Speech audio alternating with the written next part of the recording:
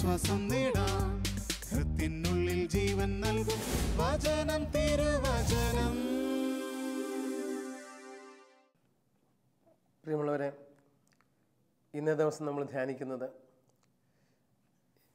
യേശുക്രിസ്തുവിൽ വിശ്വസിക്കുക, നീയും നിൻ്റെ കുടുംബവും രക്ഷ പ്രാപിക്കും. പലപ്പോഴും ധ്യാനിച്ചിട്ടുള്ള വിഷയം. അപ്പോസ്തല പ്രവർത്തനം 16-ാം അധ്യായത്തിൽ നമ്മൾ കാണുന്നുണ്ട്. സംഭവം ഇതാണ്, നമുക്കത് വായിച്ചുകൊണ്ട് ആരംഭിക്കാം. അവൻ പറഞ്ഞു, കർത്താവായ യേശുക്രിസ്തുവിൽ വിശ്വസിക്കുക, നീയും നിൻ്റെ കുടുംബവും രക്ഷ പ്രാപിക്കും. സംഭവം തടവറയിലെ അത്ഭുതം നടക്കുന്ന സമയമാണ്. പൗലോസ്ലിയായും സീലാസും അർദ്ധരാത്രിയിൽ കീർത്തനം പാടി ദൈവത്തെ സ്തുതിച്ചുകൊണ്ടിരുന്നു. തടവുകാർ അത് കേട്ടുകൊണ്ടിരുന്നു. പെട്ടെന്ന് വലിയൊരു ഭൂകമ്പമുണ്ടായി. കാരാഗൃഹത്തിൻ്റെ അടിത്തറ കുലുങ്ങി. എല്ലാ വാതിലുകളും തുറക്കപ്പെട്ടു. എല്ലാവരുടെയും ചങ്ങലകൾ അഴിഞ്ഞു വീണു. കാവൽക്കാരൻ ഉണർന്നപ്പോൾ കാരാഗൃഹവാതിലുകൾ തുറന്നു കിടക്കുന്നത് കണ്ട് തടവുകാരെല്ലാം രക്ഷപ്പെട്ട് കാണുമെന്ന് വിചാരിച്ച് അവൻ വാളൂരി ആത്മഹത്യയ്ക്കൊരുങ്ങി. എന്നാൽ പൗലോസ് വിളിച്ചു പറഞ്ഞു, സാഹസം കാണിക്കരുത്, ഞങ്ങളെല്ലാവരും ഇവിടെ തന്നെ ഉണ്ട്. വിളക്ക് കൊണ്ടുവരുവാൻ വിളിച്ചു പറഞ്ഞിട്ട് അവൻ അകത്തേക്ക് ഓടി. പേടിച്ചു വിറച്ച് അവൻ പൗലോസിൻ്റെയും സീലാസിൻ്റെയും കാൽക്കൽ വീണു. അവരെ പുറത്തേക്ക് കൊണ്ടുവന്ന് അവൻ ചോദിച്ചു, യജമാനന്മാരെ, രക്ഷ പ്രാപിക്കാൻ ഞാൻ എന്ത് ചെയ്യണം? അപ്പോൾ പൗലോസ്ലിയ പറഞ്ഞ വാക്കാണ്, കർത്താവായ യേശുക്രിസ്തുവിൽ വിശ്വസിക്കുക, നീയും നിൻ്റെ കുടുംബവും രക്ഷ പ്രാപിക്കും. കർത്താവായ യേശുക്രിസ്തുവിൽ വിശ്വസിക്കുക, നീയും നിൻ്റെ കുടുംബവും രക്ഷ പ്രാപിക്കും. ഈ അപ്പോസ്തല പ്രവർത്തനത്തിന് 4-ാം അധ്യായം 12-ാം വാക്യത്തിൽ നമ്മൾ കാണുന്നുണ്ട് പത്രോസ്ലിയായുടെ പ്രസംഗം. അവിടെ പറയുകയാണ്, ആകാശത്തിന് കീഴിൽ മനുഷ്യർക്ക് രക്ഷയ്ക്കായി മറ്റൊരു നാമവും നൽകപ്പെട്ടിട്ടില്ല യേശുക്രിസ്തുവിൻ്റേതല്ലാതെ. എന്താണ് കർത്താവിലല്ലാതെ രക്ഷയ്ക്ക് ഒരു മാർഗമില്ലെന്ന് പറയാൻ കാരണം? ആകാശത്തിന് കീഴിൽ മനുഷ്യർക്ക് രക്ഷയ്ക്കായി മറ്റൊരു നാമവുമില്ല. ഈ രക്ഷ യേശു എങ്ങനെയാണ് നൽകിയത്? അതാണ് നമ്മുടെ ഇന്നത്തെ വിഷയം. പ്രിയമുള്ളവരെ, ഞാനൊരു സംഭവം ഓർത്തു പോവുകയാണ്. ഒരിക്കൽ ഒരു ജംഗ്ഷനിൽ വെച്ച് ഞാൻ കവലയിലേക്ക് വരികയാണ്. അപ്പോൾ അവിടെ ഒരു രാഷ്ട്രീയ മീറ്റിംഗ് കഴിഞ്ഞ് ഒരു സഹോദരൻ ഇറങ്ങി വരിക. അപ്പോൾ ആ സഹോദരൻ എന്നെ കണ്ടപ്പോൾ അവനൊരു വിഷമം. കാരണം അവൻ അവിടുത്തെ ഒരു യുവജന ലീഡറാണ്. ആ ഫൊറോനയുടെ തന്നെ തരത്തിലുള്ളൊരു യൂത്ത് ലീഡറാണ്. അപ്പോൾ അവൻ അവിടെ നിന്ന് ഇറങ്ങി വരുമ്പോൾ എന്തുവോ ഞാനൊന്നും പറഞ്ഞ് വിചാരിച്ചുമില്ല, ചിന്തിച്ചുമില്ല. എങ്കിലും അവൻ എന്നോട് പറയാണ്, തങ്കച്ചായ വിചാരിക്കുന്ന പോലെയൊന്നുമല്ല, ഞാനിപ്പോൾ ഇവിടെ പോയെന്ന് പറഞ്ഞാൽ വേണ്ടി വന്നാൽ യേശുക്രിസ്തുവിനോടൊപ്പം അല്ലെങ്കിൽ കാറൽ മാർക്സിനോടൊപ്പം യേശുക്രിസ്തുവിനും ഞങ്ങൾ സ്ഥാനം കൊടുക്കുന്നവരാ. അങ്ങനെ ഒരു മീറ്റിങ്ങിനാണ് ഞാൻ പോയത്. വേണ്ടി വന്നാൽ യേശുക്രിസ്തു പ്രസംഗിച്ചതൊക്കെയും പ്രാക്ടിക്കലാക്കിയ ഒരാളെക്കുറിച്ചാണ് എനിക്ക് പറയാനുള്ളത്. ഞാനൊന്നും പറഞ്ഞില്ല അവന്. പക്ഷേ എൻ്റെ മനസ്സിലൂടെ കടന്നുപോയ ചിന്ത ഇതാണ്.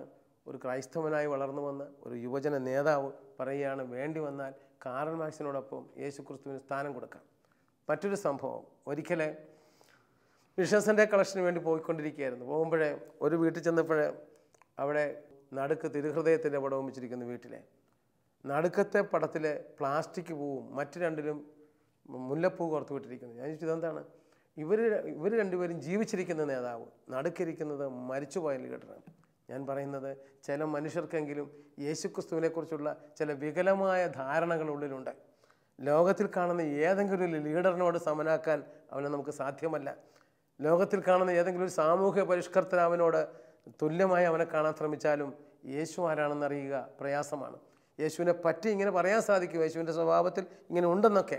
പക്ഷേ യേശുക്രിസ്തുവിനെ രക്ഷിതാവുന്ന ആദ്യമായി സ്വീകരിക്കണമെങ്കിൽ ഏറ്റവും ആദ്യമായിട്ട് നമ്മൾ അംഗീകരിക്കേണ്ടത് യേശുക്രിസ്തുവിനെ ദൈവപുത്രനായി അംഗീകരിക്കാൻ സാധിക്കണം. യേശുക്രിസ്തുവിനെ ദൈവപുത്രനായി അംഗീകരിക്കാൻ സാധിക്കാത്ത ഒരു വ്യക്തിക്കും യേശുക്രിസ്തു നൽകിയ പാപവിമോചനാനുഭവം ഉണ്ടാകില്ല. കാരണം പാപങ്ങളിൽ നിന്നും മനുഷ്യരെ മോചിപ്പിക്കുവാൻ ദൈവപുത്രന് മാത്രമേ സാധിക്കൂ. അപ്പോൾ യേശുക്രിസ്തുവിനെ രക്ഷിതാവെന്ന് ആദ്യമായി സ്വീകരിക്കുക എന്ന് പറഞ്ഞാൽ ഒന്നാമത്തെ കാര്യം, അവനെ നമ്മൾ 100% ദൈവപുത്രനായി അംഗീകരിക്കണം. മാത്രമല്ല, അവൻ്റെ സഹനത്തിന് അർത്ഥമുണ്ടാകണമെങ്കിൽ അവൻ 100% ഒരു മനുഷ്യനാണെന്ന് അംഗീകരിക്കാൻ സാധിക്കണം. അതുകൊണ്ടാണ് പാന്തിയോസ് പീലാത്തോസിൻ്റെ കാലത്ത് പീഡകൾ സഹിച്ച്, അതായത് കന്യകാമറിയത്തിൽ നിന്ന് ജനിച്ച് ശാരീരികമായി ജനിച്ച് പാന്തിയോസ് പീലാത്തോസിൻ്റെ കാലത്ത് പീഡകൾ സഹിച്ച് കുരിശിന്മേൽ തറക്കപ്പെട്ട് 3-ാം ദിവസം ഉയർത്തെണീറ്റു എന്ന് നമ്മൾ അവനെക്കുറിച്ച് പറയുന്നത്. ക്രിസ്തു ഒരു ചരിത്രത്തിൽ തന്നെ രണ്ടായി കീറിമുറിച്ചുകൊണ്ട് ക്രിസ്തുവിന് മുൻപെന്നും ക്രിസ്തുവിന് പിൻപെന്നും പറഞ്ഞുകൊണ്ട് ചരിത്രത്തിൽ ഇടപെട്ട ഒരു ചരിത്ര പുരുഷനാണ്. മനുഷ്യനെന്ന നിലയിൽ അതേസമയം തന്നെ ദൈവപുത്രനുമാണെന്ന് വിശ്വസിക്കാൻ സാധിക്കണം. ഇത് രണ്ടും കൂടെ ആകുമ്പോഴേ യേശുവിനെ രക്ഷകനായിട്ട് സ്വീകരിക്കാൻ സാധിക്കും. ചില മനുഷ്യർ യേശുവിനെ നല്ല മനുഷ്യനായിട്ടും നല്ല സാമൂഹ്യ പരിഷ്കർത്താവായിട്ടും സ്വീകരിക്കും. ഞാൻ തന്നെ ഒരുപക്ഷെ 1980 വരെ ഞാൻ യേശുവിനെ കണ്ടത് നല്ല തത്വങ്ങളൊക്കെ പറഞ്ഞ ഒരു മനുഷ്യൻ. എത്ര നല്ല തത്വങ്ങളാണ് അദ്ദേഹം പറഞ്ഞത്. ശത്രുക്കളെ സ്നേഹിക്കുക, പീഡിപ്പിക്കുന്നവർക്ക് വേണ്ടി പ്രാർത്ഥിക്കുക, ഒന്നുള്ളവൻ രണ്ടുള്ളവൻ ഒന്നില്ലാത്തവന് കൊടുക്കട്ടെ. എത്ര നല്ല നല്ല നല്ല ആശയങ്ങൾ പറഞ്ഞൊരു നല്ല സാമൂഹ്യ പരിഷ്കർത്താവും നല്ല ഒരു തത്വജ്ഞാനിയുമായിട്ടാണ് ഞാൻ യേശുവിനെ കണ്ടത്. അതുകൊണ്ട് തന്നെ പാപവിമോചന അനുഭവം എന്താണെന്നോ യേശുക്രിസ്തു തരുന്ന വിമോചനം എന്താണെന്നോ അറിയുവാൻ എനിക്ക് കഴിഞ്ഞിരുന്നില്ല എന്നതാണ് പരമാർത്ഥം. 5 പ്രാവശ്യം ബൈബിൾ വായിച്ചിട്ടും ബൈബിളിലെ ഒരു വാക്യം പോലും ഹൃദയത്തിൽ സ്വീകരിക്കാനോ ബൈബിളിലെ ഒരു വാക്യത്തിൻ്റെ പോലും അർത്ഥം മനസ്സിലാക്കാനോ കഴിഞ്ഞില്ല. കാരണം യേശുക്രിസ്തു എന്നെ സംബന്ധിച്ചിടത്തോളം ഒരു ദൈവപുത്രനോ അല്ലെങ്കിൽ അവൻ ദൈവമോ ആയിരുന്നില്ല. ദൈവമാണെന്നൊക്കെ ഞാൻ സങ്കല്പിക്കും, പറയുകയൊക്കെ ചെയ്യുമായിരുന്നു. പള്ളിയിലൊക്കെ പോകും, ഡെയിലി പോവും, 15 ദിവസത്തിലൊരിക്കൽ കുമ്പസാരിക്കുകയും ഒക്കെ ചെയ്യും. പക്ഷേ എൻ്റെ ഹൃദയം ഇത് അക്സെപ്റ്റ് ചെയ്തിട്ടില്ലായിരുന്നു ഈ കാര്യം. 1981 എൻ്റെ ഹൃദയം അംഗീകരിച്ചത് യേശു ദൈവപുത്രനാണെന്ന്. പ്രിയമുള്ളവരെ, ഞാൻ ഇതിനു മുമ്പ് ഒരിക്കൽ പങ്കുവച്ചത് നമ്മൾ മർക്കോസിൻ്റെ സുവിശേഷം മുഴുവനും അതാണ്. യേശുക്രിസ്തുവിൻ്റെ ദൈവപുത്രനായ യേശുക്രിസ്തുവിൻ്റെ സുവിശേഷത്തിൻ്റെ ആരംഭം എന്ന് പറഞ്ഞ് ആരംഭിക്കുന്ന ആ സുവിശേഷം ദൈവപുത്രനാണ് യേശു എന്ന് തെളിയിക്കാനായിട്ട് ഉള്ള തത്രപ്പെടൽ നമ്മൾ കാണുന്നുണ്ട്. അവിടെ യേശു ദൈവപുത്രനാണെന്ന് വിശ്വസിക്കാത്ത ഒരു വ്യക്തിക്കും പ്രിയമുള്ളവരെ അവനിൽ നിന്നും വിമോചനം നേടാൻ സാധ്യമല്ല. കാരണം ദൈവത്തിന് മാത്രമേ സ്വയം ഉയർക്കാൻ സാധിക്കൂ. 3-ാം ദിവസം അവൻ ഉയർത്തെണീറ്റു എന്ന് പറഞ്ഞാൽ അവൻ ദൈവമായിരിക്കണം. ആ ഉയർപ്പാണ് പത്രോസ്ലീഹ പറഞ്ഞത് യേശുക്രിസ്തുവിൻ്റെ മരിച്ചവരുടെ ഇടയിൽ നിന്നുള്ള ഉത്ഥാനം വഴിയായി, ആ ഉത്ഥാനം വഴിയായി സംഭവിച്ച സജീവമായ പ്രത്യാശ എന്താണ്? അവൻ ദൈവപുത്രനായതുകൊണ്ട് അവനായിരിക്കുന്നിടത്ത് അവനിൽ വിശ്വസിക്കുന്നതിന് ചെല്ലാൻ സാധിക്കും. അപ്പം അവൻ സ്ഥാപിച്ചു തന്ന ഇരിപ്പിടം, പറുദീസ നഷ്ടപ്പെട്ട മനുഷ്യന് അവൻ സ്വർഗം സ്വന്തമാക്കി തന്നു. ഇത് നമുക്ക് അനുഭവിക്കാൻ സാധിക്കണമെങ്കിൽ യേശുക്രിസ്തുവിൽ നമുക്ക് വിശ്വസിക്കാൻ സാധിക്കണം. ഒന്ന്, യേശുക്രിസ്തുവിലുള്ള വിശ്വാസത്തിൻ്റെ ഏറ്റവും പ്രധാനപ്പെട്ട കാര്യം യേശുവിൻ്റെ പാപത്തിൻ്റെ മുഴുവൻ ശിക്ഷയും അവൻ ഏറ്റെടുത്തുവെന്നാണ്. ആ യേശുക്രിസ്തു തന്ന പാപവിമോചനത്തിന് എനിക്ക് വിശ്വസിക്കാൻ സാധിക്കണം. യേശുക്രിസ്തു തന്ന പാപവിമോചനം എന്താണ്? റോമാലേഖനം 5-ാം അധ്യായത്തിലെ അത് വ്യക്തമാക്കുന്നുണ്ട്. റോമാലേഖനത്തിലെ 5-ാം അധ്യായത്തിൻ്റെ 6 മുതലുള്ള വാക്യങ്ങൾ ഇങ്ങനെ പറയുന്നു: നാം ബലഹീനരായിരിക്കെ നിർണയിക്കപ്പെട്ട സമയത്ത് ക്രിസ്തു പാപികൾക്ക് വേണ്ടി മരിച്ചു. നീതിമാനു വേണ്ടി പോലും ആരെങ്കിലും മരിക്കുക പ്രയാസമാണ്. ഒരുപക്ഷെ ഒരു നല്ല മനുഷ്യന് വേണ്ടി മരിക്കാൻ വല്ലവരും തുനിഞ്ഞെന്ന് വന്നേക്കാം. എന്നാൽ നാം പാപികളായിരിക്കെ ക്രിസ്തു നമുക്ക് വേണ്ടി മരിച്ചു. അങ്ങനെ നമ്മോടുള്ള തൻ്റെ സ്നേഹം ദൈവം പ്രകടമാക്കിയിരിക്കുന്നു. ആകയാൽ ഇപ്പോൾ അവൻ്റെ രക്തത്താൽ നീതീകരിക്കപ്പെട്ട നാം അവൻ മൂലം ക്രോധത്തിൽ നിന്നും രക്ഷിക്കപ്പെടുമെന്നുള്ളതും തീർച്ചയാണല്ലോ. നാം ശത്രുക്കളായിരുന്നപ്പോൾ അവിടുത്തെ പുത്രൻ്റെ മരണത്താൽ ദൈവവുമായി രമ്യപ്പെട്ടതുമെങ്കിൽ രമ്യപ്പെട്ടതിന് ശേഷം അവൻ്റെ ജീവൻ മൂലം രക്ഷിക്കപ്പെടുമെന്നുള്ളതും തീർച്ച. അപ്പോൾ യേശുക്രിസ്തു നമ്മുടെ പാപത്തിൻ്റെ മുഴുവൻ ശിക്ഷയും പിതാവ് അവൻ്റെ മേൽ ചുമത്തി അവൻ അത് ഏറ്റെടുത്ത് നമ്മളെ വിമോചിപ്പിച്ചു. ഇതാണ് ഒന്നാമത്തെ വിശ്വാസം, യേശുക്രിസ്തുവിൽ വിശ്വസിക്കേണ്ട അടിസ്ഥാനപരമായൊരു കാര്യം. ഇത് യേശുവിൻ്റെ വരവിന് 720 വർഷങ്ങൾക്ക് മുമ്പ് തന്നെ യെശയ്യാ പറഞ്ഞതാണ്. യെശയ്യാ പ്രവാചകൻ്റെ പുസ്തകം 53-ാമത്തെ അധ്യായത്തിൽ അത് പറയുന്നുണ്ട്. ഇതിനു മുമ്പ് ഒരു എപ്പിസോഡിൽ നമ്മൾ കുറച്ച് ധ്യാനിച്ചതായിരുന്നു. ഇതാ വീണ്ടും പറയുകയാണ്: അവൻ നിന്ദിക്കപ്പെട്ടു, നാം അവനെ ബഹുമാനിച്ചതുമില്ല. നമ്മുടെ വേദനകളാണ് യഥാർത്ഥത്തിൽ അവൻ വഹിച്ചത്, നമ്മുടെ ദുഃഖങ്ങളാണ് അവൻ ചുമന്നത്. എന്നാൽ ദൈവം അവനെ പ്രഹരിക്കുകയും ശിക്ഷിക്കുകയും ദണ്ഡിപ്പിക്കുകയും ചെയ്തുവെന്ന് നാം കരുതി. നമ്മുടെ അതിക്രമങ്ങൾക്ക് വേണ്ടി അവൻ മുറിവേൽപ്പിക്കപ്പെട്ടു, നമ്മുടെ അകൃത്യങ്ങൾക്ക് വേണ്ടി അവൻ ക്ഷതമേൽപ്പിക്കപ്പെട്ടു. അവൻ്റെ മേലുള്ള ശിക്ഷ നമുക്ക് രക്ഷ നൽകി. അവൻ്റെ ക്ഷതങ്ങളാൽ നാം സൗഖ്യം പ്രാപിച്ചു. ആടുകളെപ്പോലെ അവൻ വഴിതെറ്റിപ്പോയി, നാം ഓരോരുത്തരും സ്വന്തം വഴിക്ക് പോയി. നമ്മുടെ അകൃത്യങ്ങൾ കർത്താവ് അവൻ്റെ മേൽ ചുമത്തി. അവൻ മർദ്ദിക്കപ്പെടുകയും പീഡിപ്പിക്കപ്പെടുകയും ചെയ്തു, എങ്കിലും അവൻ ഉരിയാടിയില്ല. കൊല്ലാൻ കൊണ്ടുപോകുന്ന കുഞ്ഞാടിനെ പോലെയും രോമം കത്തിരിക്കുന്നവരുടെ മുമ്പിൽ നിൽക്കുന്ന ചെമ്മരിയാടിനെ പോലെയും അവൻ മൗനം പാലിച്ചു. പ്രിയമുള്ളവരെ, ആ കർത്താവിനെ ഒരു വ്യക്തി ജീവിതത്തിൽ കണ്ടുമുട്ടുമ്പോഴാണ് യഥാർത്ഥത്തിൽ യേശുക്രിസ്തുവിൽ വിശ്വസിക്കാൻ തുടങ്ങുന്നത്. പാപപരിഹാരാർത്ഥം ഭൂമിയിൽ വേറെ ആരും വന്നിട്ടില്ല. യേശുക്രിസ്തുവിൻ്റെ കാൽവരിയിലെ യാഗം മാത്രമാണ് വാസ്തവത്തിൽ പാപപരിഹാരത്തിനായി ഭൂമിയിൽ ആദത്തിൻ്റെ പാപം മൂലം നശിച്ചുപോയ മനുഷ്യവർഗത്തിൻ്റെ രക്ഷയ്ക്ക് വേറൊരു സബ്സ്റ്റിറ്റ്യൂട്ടില്ല. യേശുവാണ് പകരക്കാരനെ നമ്മളെ രക്ഷിച്ചത്. ഇത് ഒന്നാമത്തെ വിശ്വാസം. 2, യേശുക്രിസ്തുവിൽ വിശ്വസിക്കുക എന്ന് പറയുന്നത് അപ്രകാരം യേശുക്രിസ്തുവിനെ രക്ഷിതാവും നാഥനുമായ ഒരാൾ സ്വീകരിച്ചാൽ കർത്താവ് അവസാനത്തുള്ള രക്തം വരെ ചിന്തി എന്നെ നേടിയെടുത്തു എന്ന് പറഞ്ഞാൽ എൻ്റെ ജീവിതത്തിലെ ഏറ്റവും വലിയ കടപ്പാടും ഏറ്റവും കൂടുതൽ പ്രതിസ്നേഹം കൊടുക്കേണ്ട വ്യക്തി യേശുക്രിസ്തുവാണെന്ന് ഞാൻ കണ്ടെത്തുന്നു. അങ്ങനെ കണ്ടെത്തുന്ന ഒരു വ്യക്തിയുടെ അനുദിന ജീവിതത്തിലെ വിശ്വാസത്തെ കർത്താവ് തട്ടി ഉണർത്തുന്നത് നമുക്ക് കാണാൻ സാധിക്കും. വിശ്വാസ ജീവിതം വാസ്തവത്തിൽ പാപം ചെയ്ത മനുഷ്യർക്ക് ദൈവത്തിലുള്ള വിശ്വാസമാണ് നഷ്ടപ്പെട്ടത്. ദൈവത്തെക്കുറിച്ചുള്ള തെറ്റായ ധാരണയുണ്ടായത്. എന്നാൽ ദൈവോന്മുഖരായ പലർക്കും കൊടുത്തു അത് യേശുക്രിസ്തുവിലൂടെ അനേകർ സ്വന്തമാക്കാനും തുടങ്ങി. പഴയ നിയമത്തിൽ നമുക്ക് ചില വ്യക്തികൾ അങ്ങനെ വിശ്വാസത്താൽ തട്ടി ഉണർത്തപ്പെട്ട ചില വ്യക്തികളുണ്ട്. ഉദാഹരണം പറഞ്ഞാൽ നമ്മുടെ ദാവീദ് രാജാവിനെ തന്നെ നമുക്കെടുക്കാം. 1 സാമുവേൽ 17-ാം അധ്യായത്തിലെ നമുക്ക് ഗോലിയാത്ത് വരുന്ന സംഭവം, അവിടെ തന്നെ ദാവീദിൻ്റെ ഉള്ളത്തെ തമ്പുരാൻ തട്ടി ഉണർത്തി. ദൈവത്തിലുള്ള വിശ്വാസം എന്താണെന്ന് അവൻ പ്രഖ്യാപിക്കണം അവിടെ. അല്ലെ, ദൈവത്തെ അവൻ ദർശിക്കുന്നത് എങ്ങനെയാണെന്ന് നമ്മൾ കാണുകയാണ്. ആ ഗോലിയാത്ത് എന്ന് പറയുന്ന മല്ലൻ വന്നപ്പോൾ അവിടെ ഇസ്രായേൽക്കാരായ സകലരും ഇതാ തിരിഞ്ഞോടുകയാണ്. പട്ടാളക്കാർ തിരിഞ്ഞോടുന്നു മല്ലനെ കണ്ട്. അതിനേക്കാൾ ഉപരി രാജാവ് അകത്തളത്ത് കുത്തിയിരുന്ന് വിഷമിക്കുന്നു. ഈ സമയത്ത് ഇതാ ജ്യേഷ്ഠന്മാർക്ക് ടിഫിനുമായി വരുന്ന ദാവീദ് അവൻ പറയുകയാണ്, ഇവനെ കൊല്ലുന്നവൻ എന്ത് പ്രതിഫലം തരുമെന്നാണ് രാജാവ് പറഞ്ഞിരിക്കുന്നത്. ഞാൻ പറയുന്നത്, ആ ഗോലിയാത്തിനെ നോക്കിക്കൊണ്ട് ദാവീദ് അങ്ങനെ പറയാൻ കാരണമെന്ത് ഇവിടെ ഇതാ വളരെ വ്യക്തമാക്കുന്നുണ്ട്. ദാവീദിൻ്റെ ആ അഭിപ്രായത്തെക്കുറിച്ച് ഇതെവിടെ ഇങ്ങനെയാണ് പറയുന്നത്. ദാവീദ് പറയുകയാണ്, 6 മുഴവും 1 ചാണും ഉയരമുണ്ടായിരുന്നു അവൻ്റെ തലയിൽ ഒരു പിച്ചളത്തൊപ്പിയും ഉണ്ടായിരുന്നു. 5000 ഷെക്കൽ തൂക്കമുള്ള പിച്ചള കവചമാണ് അവൻ ധരിച്ചിരുന്നത്. അവൻ പിച്ചള കൊണ്ടുള്ള ഒരു കാൽച്ചട്ട ധരിക്കുകയും പിച്ചള കൊണ്ടുള്ള കുന്തം തോളിൽ തൂക്കിയിടുകയും ചെയ്തു. അവൻ്റെ കുന്തത്തിൻ്റെ തണ്ടിന് നെയ്ത്തുകാരൻ്റെ ഉരുളിൻ്റെ ഖനവും അതിൻ്റെ ഇരുമ്പ് മുനയ്ക്ക് 600 ഷെക്കൽ ഭാരവും ഉണ്ടായിരുന്നു. പരിചയ വഹിക്കുന്നവന് അവൻ്റെ മുമ്പേ നടന്നിരുന്നു. ഗോലിയാത്ത് ഇസ്രായേൽ പടയുടെ നേർക്ക് അട്ടഹസിച്ചു. നിങ്ങൾ യുദ്ധത്തിന് വന്നിരിക്കുകയാണോ? ഞാനൊരു ഫിലിസ്തീനാണ്. നിങ്ങൾ സാവൂളിൻ്റെ സേവകരല്ലേ? നിങ്ങൾ ഒരുത്തനെ തിരഞ്ഞെടുക്കുക, അവൻ എന്നെ നേരിടട്ടെ. അവൻ എന്നോട് പൊരുതി എന്നെ കൊല്ലുകയാണെങ്കിൽ ഞങ്ങൾ നിങ്ങളുടെ ദാസന്മാരാകാം. ഇതാണ് അവൻ വെല്ലുവിളിച്ചത്. ഈ സമയത്ത് ഇതാ വീണ്ടും പറയാണ്, ഞാൻ അവനെ തോൽപ്പിച്ചു കൊന്നാൽ നിങ്ങൾ ഞങ്ങൾക്ക് അടിമവേല ചെയ്യണം. അവൻ തുടർന്നു, ഇസ്രായേൽ നിരകളെ ഞാൻ വെല്ലുവിളിക്കുന്നു, എന്നാൽ യുദ്ധം ചെയ്യാൻ ഒരാളെ വിടുവിൻ. അവൻ്റെ വാക്കുകേട്ട് സാവൂളും ഇസ്രായേലും ഭയചകിതരായി. യൂദയായിലെ ബത്ലഹേമിൽ നിന്നുള്ള എഫെസ്യനായ ജെസയുടെ മകനായ ദാവീദ് ഈ സമയത്ത് എല്ലാവരും ഭയചകിതരായി. കാരണം ഇത്രയും 6.5 അടി പൊക്കമുള്ള മനുഷ്യൻ, അവൻ്റെ ഇത് ആയുധത്തിൻ്റെയൊക്കെ ഭാരം പറഞ്ഞു കേട്ടില്ലേ, ഇത്രയും മാത്രം ധരിച്ചു വരുന്ന ഒരു മല്ലനെ നേരിട്ട് തോൽപ്പിക്കാൻ ഇവർക്ക് സാധ്യമല്ല.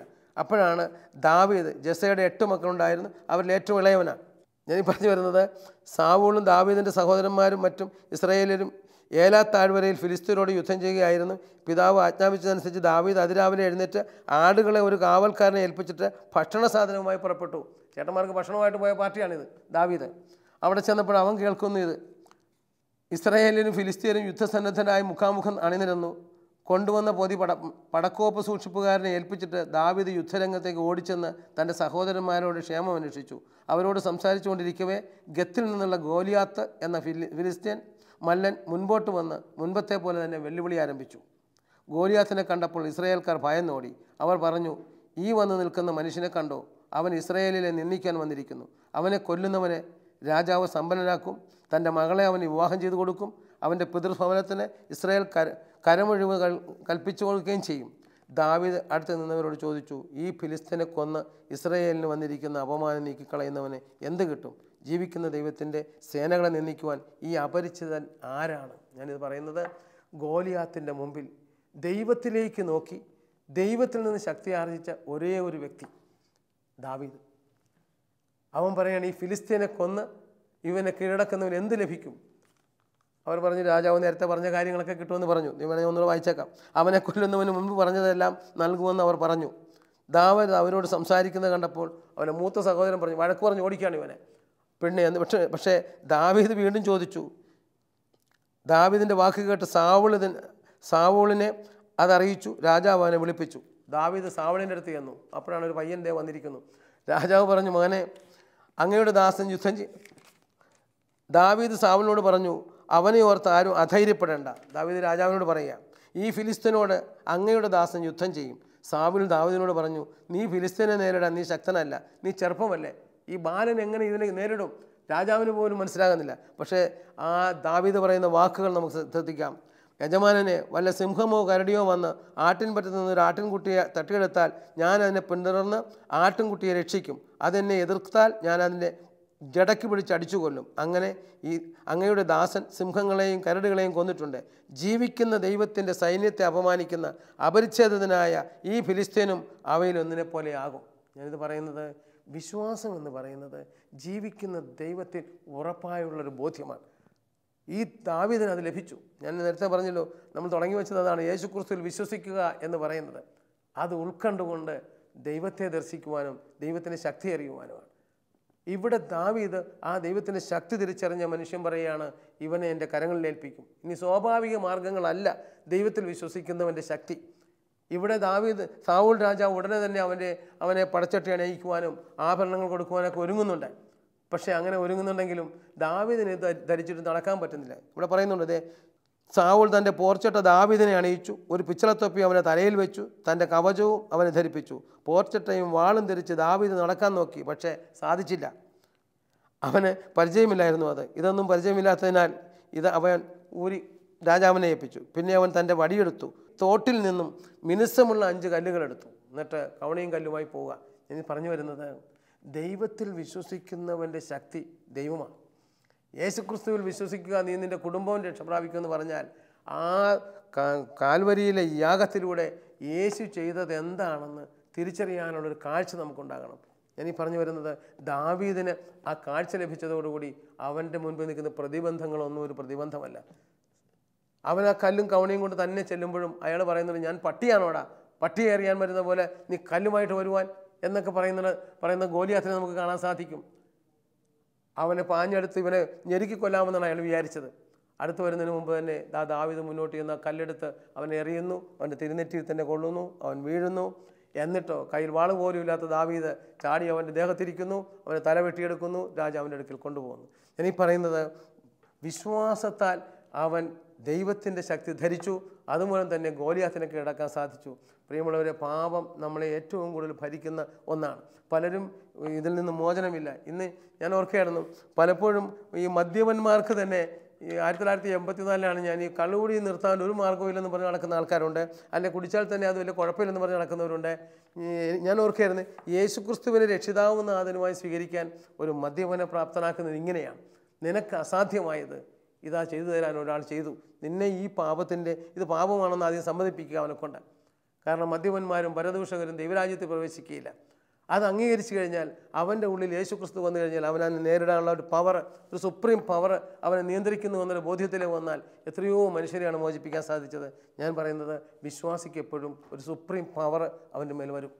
അത് ദാവീദ് ഇവിടെ കാണിച്ചു തരികയാണ്. പഴയ നിയമത്തിലെ ഒരു സുപ്രീം പവർ. ജനക്കൂട്ടത്തിനോടൊത്ത് ചിന്തിക്കത്തില്ല വിശ്വാസി എപ്പോഴും ദൈവത്തിലേക്ക് നോക്കി ശക്തി ആർജിക്കും. വീണ്ടും നമ്മൾ കാണുന്നുണ്ട് 1 രാജാക്കന്മാർ 18 അവിടെ നമ്മൾ വിശ്വാസവീരനായ ഏലിയായെ കാണുകയാണ്. ഏലിയ പ്രവാചകൻ പറയുകയാണ്, ഇതാ ബാലിൻ്റെ 450ഓളം വരുന്ന പ്രവാചകർ ഒരു വശത്ത് നിൽക്കട്ടെ, ഞാൻ മാത്രമാണ് കർത്താവിൻ്റെ പക്ഷത്തിലൊരു ഒരു പ്രവാചകനെങ്കിൽ ഇതാ ഞാൻ പറയുന്നു, നമുക്ക് 2 പേർക്കും പ്രാർത്ഥിക്കാം ഒരേ കാര്യം. ഇത് പറയുവാനുള്ള ധൈര്യം ഏലിയായ്ക്ക് എവിടെ നിന്ന് കിട്ടി? പ്രിയമുള്ളവരെ, വിശ്വസിക്കുക എന്ന് പറഞ്ഞാൽ അർത്ഥം ദൈവത്തിൻ്റെ ശക്തിയിൽ പൂർണ്ണമായും ശരണപ്പെടുക. തന്നെയുമല്ല, കാണപ്പെടാത്തവ, നമ്മൾ ഹെബ്രായ ലേഖനം 11-ാം അധ്യായത്തിൽ പറയുന്നുണ്ടല്ലോ, വിശ്വാസം എന്നത് പ്രത്യാശിക്കുന്നവ ലഭിക്കുമെന്ന ഉറപ്പും കാണപ്പെടാത്തവ ഉണ്ട് എന്ന ബോധ്യവുമാണ്. ഇവിടെ ഏലിയായ്ക്ക് കാണപ്പെടാത്ത ദൈവം തന്നിൽ എന്താണ് പ്രവർത്തിക്കാൻ പോകുന്നതെന്ന് ഇപ്പോൾ കണ്ടിട്ടില്ല. അവൻ പറയുകയാണ്, നമുക്ക് 2 ബലിപീഠങ്ങളുണ്ടാക്കാം. ബലിപീഠങ്ങളുണ്ടാക്കി അതിനുശേഷം വിറകെടുക്കി, എന്നിട്ട് പറഞ്ഞു, നിങ്ങൾ 450 പേര് ഇവിടെ നിൽക്കൂ, പ്രാർത്ഥിക്കൂ. ആരുടെ പ്രാർത്ഥന കേട്ടാണ് ദൈവം അഗ്നി ഇറക്കി ഇവയെ ദഹിപ്പിക്കുന്നത്? ആ ദൈവമായിരിക്കും സത്യദൈവം. ഇത് പറയാൻ ഏലിയായ്ക്ക് കഴിയുന്നത് ഏലിയായ്ക്ക് ദൈവത്തിലുള്ള ആഴമായ ഉറപ്പായ വിശ്വാസമാണ്. വിശ്വാസം എന്ന് പറയുന്നത് കാണപ്പെടാത്തവ ഉണ്ട് എന്ന ബോധ്യം. ഈ പറയുന്ന കാര്യങ്ങൾ അയാളുടെ ആത്മാവിൽ പ്രവാചകൻ്റെ ഉള്ളിൽ കിട്ടിയത് കൊണ്ടാണ്. ബാലിൻ്റെ ദേവന്മാർ ഇതാ നോക്കൂ എല്ലാം അടുക്കി അവസാനം അവർ തീ ഇറങ്ങി വരുവാൻ വേണ്ടി പ്രാർത്ഥിച്ചു. ഏലിയ പറഞ്ഞു, പ്രാർത്ഥിച്ചിട്ടും വന്നില്ല. എന്തുകൊണ്ട്? സത്യദൈവമാരെന്ന് തെളിയിക്കാൻ. എന്നാൽ ഏലിയയ്ക്ക് അത്ര ഉറപ്പുണ്ട് തൻ്റെ ദൈവം ജീവിക്കുന്നവനാണ്, തൻ്റെ ജീവൻ സത്യദൈവമാണെന്ന്. അതുകൊണ്ട് തന്നെ ഏലിയയുടെ പ്രാർത്ഥന ഇതാ പിന്നീട് നമ്മൾ കാണുന്നുണ്ട്. ഈ പ്രവാചകന്മാരെല്ലാവരും പ്രാർത്ഥിച്ച് തളർന്നു. അത് കഴിഞ്ഞപ്പോൾ ഏലിയ തൻ്റെ ബലിപീഠത്തിൽ വെള്ളം കോരി ഒഴിച്ച് ചുറ്റുമുള്ള ചാല് കീറി അതിൽ വെള്ളം നിറയത്തക്ക രീതി വെള്ളം ഒഴിച്ചു. അതിനുശേഷം ജീവിക്കുന്ന ദൈവത്തോട് അവൻ പ്രാർത്ഥിക്കുന്നു. ആ പ്രാർത്ഥന കഴിയുമ്പോൾ ഇത് അഗ്നി ഇറങ്ങി ആ ബലിപീഠത്തെ ദഹിപ്പിക്കുന്നു. ഇവിടെയും ഏലിയായുടെ വിശ്വാസമാണ് പരമപ്രധാനം.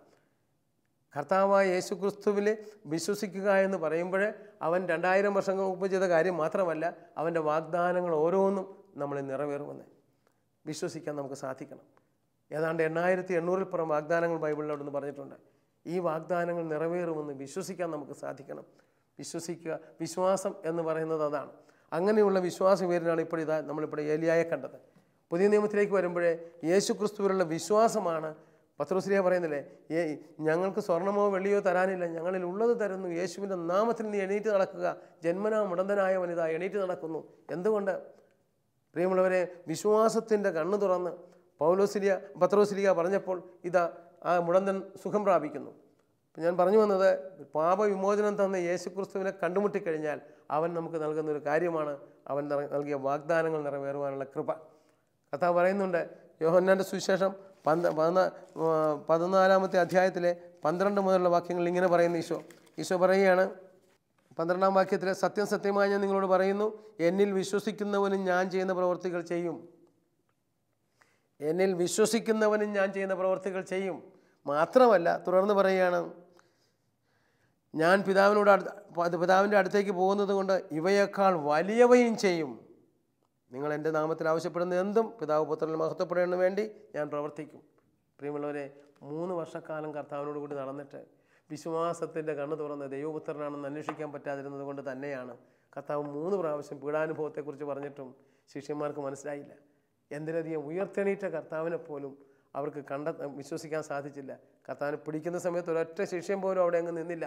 എല്ലാവരും ഓടിപ്പോയി. എന്തുകൊണ്ട്? അവരുടെ വിശ്വാസത്തിൻ്റെ കണ്ണ് തുറന്നിരുന്നില്ല. എന്നാൽ പെന്തക്കോസ്താ ദിവസം പരിശുദ്ധാത്മാവ് വന്ന് അവരുടെ ഉള്ളിൽ നിറഞ്ഞപ്പോൾ അവരുടെ വിശ്വാസത്തിൻ്റെ കണ്ണ് തുറന്നു. അപ്പോൾ മുടന്തന് സൗഖ്യം കൊടുക്കുന്നു. പിന്നീട് നമ്മൾ കാണുന്നു, പത്രോസ്ലീഹ നടന്നു പോകുമ്പോൾ അദ്ദേഹത്തിന് നിഴലിൽ വീണ രോഗികൾ സുഖം പ്രാപിക്കുന്നു. പൗലോസിൻ്റെ വസ്ത്രത്തിൽ തൊട്ട ടവൽ തൊട്ട രോഗികൾ സുഖം പ്രാപിക്കുന്നു. യേശു ക്രിസ്തുവിൽ വിശ്വസിക്കുമ്പോഴേ പ്രിയമുള്ളവരെ, ഏറ്റവും പ്രധാനപ്പെട്ട ഒരു കാര്യം, കർത്താവിൻ്റെ വാഗ്ദാനങ്ങൾ നമ്മൾ നിറവേറുന്നു. ഇന്ന് നമ്മൾ വചന ശുശ്രൂഷയിലൊക്കെ കാണുന്നത് അതാണ്. അപ്പോൾ ഒരു ധ്യാന ടീം ഒരു ധ്യാനം നടത്തുമ്പോഴേ അവിടെ രോഗശാന്തി നടന്നെങ്കിൽ അതിൽ പങ്കെടുക്കുന്ന എല്ലാവർക്കും ബോധ്യപ്പെടേണ്ട ഒരു കാര്യം, ഞാൻ യേശു ക്രിസ്തുവിൻ്റെ സ്വന്തം ജീവിതത്തിൽ രക്ഷിതാവെന്ന് അതിനുമായി സ്വീകരിക്കുമ്പോൾ എന്നിലൂടെ കർത്താവ് വലിയ കാര്യങ്ങൾ ചെയ്യും എന്നുള്ളത്. രണ്ടാമത്തെ കാര്യം, കർത്താവ് വിശ്വാസം എന്ന് പറയുന്ന ദാനം നമുക്ക് ലഭിച്ചാൽ അതിൽ മുറുകെ പിടിക്കാൻ നമുക്ക് സാധിക്കും. അതൊരു പ്രത്യേകതയാണ്. വിശ്വസിച്ച് കഴിഞ്ഞാൽ അതിൽ മുറുകെ പിടിക്കാൻ നമുക്ക് സാധിക്കുന്നത്.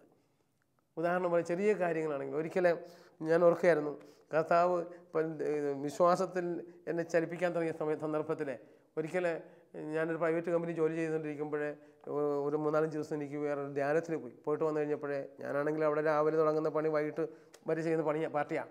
പക്ഷേ ഞാൻ തിരിച്ചു വന്നപ്പോഴേ എന്നോട് പറഞ്ഞു, താൻ ഇത് കുറച്ച് കാര്യങ്ങളിലൊക്കെ അവർക്ക് ആ ലീവ് എടുത്ത് എന്നെ വഴക്ക് പറഞ്ഞുകൊണ്ടിരിക്കുക. അപ്പം ഞാനെന്ത് ചെയ്തു, ഞാൻ അകത്ത് ചെന്നിട്ട് പറഞ്ഞു, ഈശോയെ, ആൾത്താരിലെടുത്തേക്ക് എന്ന് പറഞ്ഞു, ഈശോയെ, ഞാനൊരു വ്യക്തിപരമായിട്ടൊരു കാര്യം നിന്നോട് ചോദിച്ചിട്ടില്ല, പക്ഷേ ഞാനിപ്പോൾ പറയുന്നത് എനിക്കൊരു സ്ഥിരമായ ജോലി വേണം.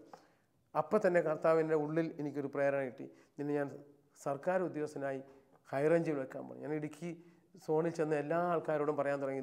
ഏപ്രിൽ മാസം മുതൽ ഡിസംബർ 25 വരെ ഈ കാര്യം പറഞ്ഞു നടന്നു. ഡിസംബർ 26 ജീസസ് യൂത്ത് 85 എന്നൊരു കൺവെൻഷൻ തേവര കോളേജ് നടക്കുമ്പോൾ അവിടെ തൊഴിലാളികളുടെ വർക്ക്ഷോപ്പിൽ ഞാൻ കയറി പറഞ്ഞു, അന്ന് നെടിയകാലാപറമ്പിൽ അച്ഛനും അച്ഛനും ഞാനും കൂടെയാണ് വർക്ക്ഷോപ്പ് നയിക്കുന്നത്. അപ്പം ഞാൻ പറഞ്ഞു, കർത്താവ് വാക്കുമാറാത്ത കർത്താവ് എനിക്ക് ഈ ഹൈറേഞ്ചിൽ 85 ജോലി തരാമെന്ന് പറയുന്നുണ്ട്. അതും പറഞ്ഞ് ഇറങ്ങി വന്നപ്പോൾ അച്ഛൻ ചോദിച്ചു, താൻ എന്താ പറഞ്ഞത്, എനിക്ക് ഭ്രാന്താണോ? എടോ, ഇത് 26-ാം തീയതിയാണ്, എങ്ങനെ കർത്താവ് വാക്ക് പാലിക്കുമെന്നാണ് പറയുന്നത്? ഞാൻ പറഞ്ഞു, ഈശോയെ, നീ എൻ്റെ ഉള്ളിൽ എനിക്ക് പൂർണ്ണമായും വിശ്വാസം തരികയും അങ്ങനെ ഒരു പ്രത്യാശയിൽ നടക്കുകയുമായിരുന്നല്ലോ, എന്തെങ്കിലും പിശക് പറ്റിയെങ്കിൽ അങ്ങേക്ക് നാണക്കേടാകരുതെന്ന് പറഞ്ഞ് പിന്നെ ഞാൻ ആൾക്കാരെ പോയി പ്രാർത്ഥിച്ചു. പക്ഷേ കർത്താവ് പറഞ്ഞു, ഗ്രാൻഡഡ്, കർത്താവ് പറഞ്ഞു, നിനക്ക് അനുവദിച്ചിരിക്കുന്നു. ഞാൻ പറയുന്നത് 27-ാം തീയതി എൻ്റെ അമ്മച്ചിയുടെ ചേട്ടത്തിയുടെ മകൾ മരിച്ചതുകൊണ്ട് എൻ്റെ സഹോദരനും മറ്റൊരു കസിനും കൂടെ വീട്ടിൽ ചെന്നപ്പോഴേ അമ്മച്ചി പോയിട്ട് അവർ ഉടനെ തന്നെ തിരിച്ചു വന്ന് എമ്മാവസിലേക്ക്, അങ്ങനെ തേവര കോളേജിൽ വന്നിട്ടുള്ള ആ ചായന് സെലക്ഷൻ മെമ്മോ വന്നിട്ട് ഈ കാറിൽ അമ്മച്ചി റേഷൻ കാർഡ് വെച്ചിരിക്കുകയായിരുന്നു. ഞാനിതും കൊണ്ട് പിറ്റേ ദിവസം സ്റ്റേജിൽ കയറി പറഞ്ഞു, വാക്കുമാറാത്ത കർത്താവ് എനിക്ക് ഇടുക്കിയിൽ ജോലി തന്നിരിക്കുന്നു. ഇതുപോലെ ഒരുപാട് സംഭവങ്ങൾ പിന്നീട് കാണാൻ തുടങ്ങി. പലരുടെയും ജീവിതങ്ങളിലെ വിശ്വാസത്താൽ പറഞ്ഞത് പലതും സംഭവിക്കുന്നത് കണ്ടു.